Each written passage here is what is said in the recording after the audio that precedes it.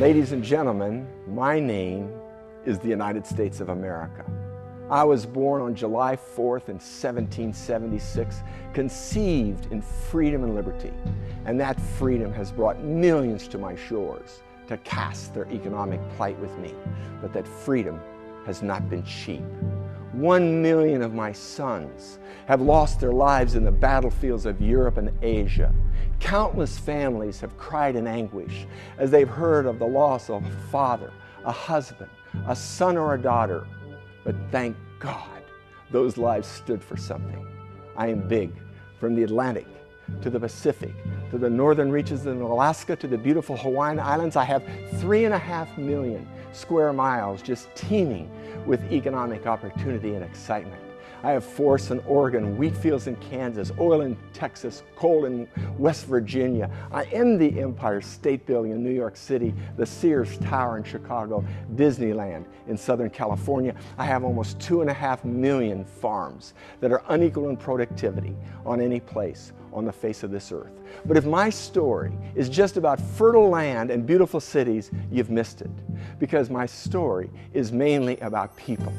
America has always been a place where people can come to and they have an opportunity and they have a chance.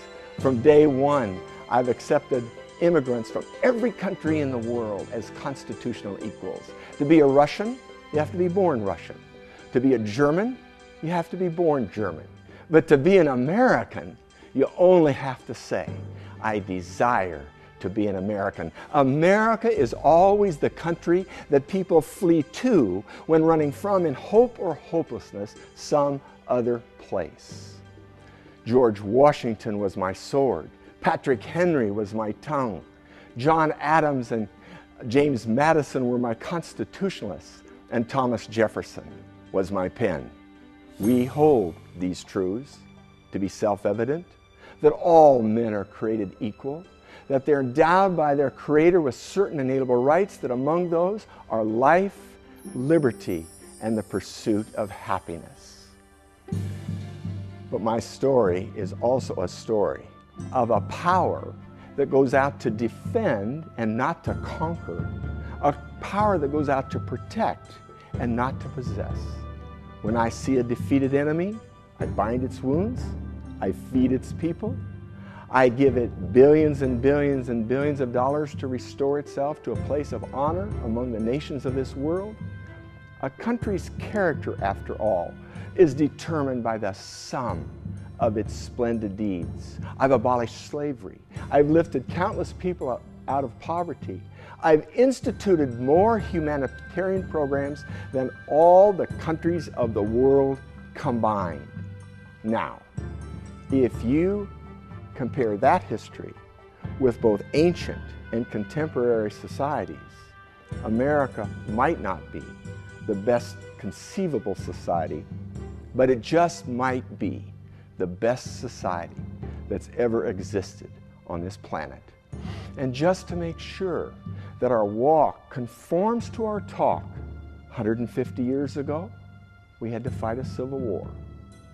670,000 people killed in that civil war, 50,000 civilians.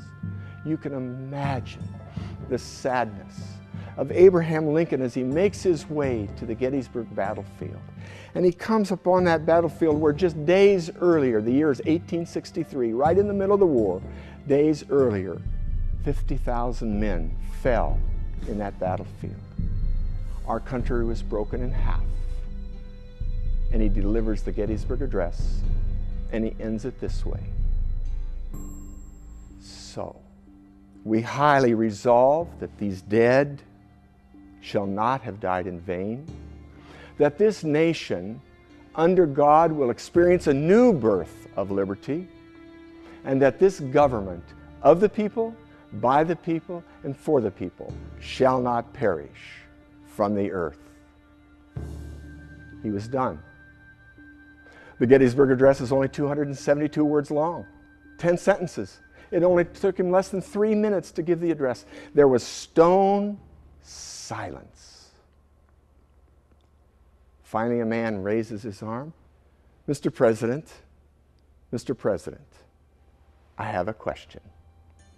Can a nation of the people, by the people, and for the people survive?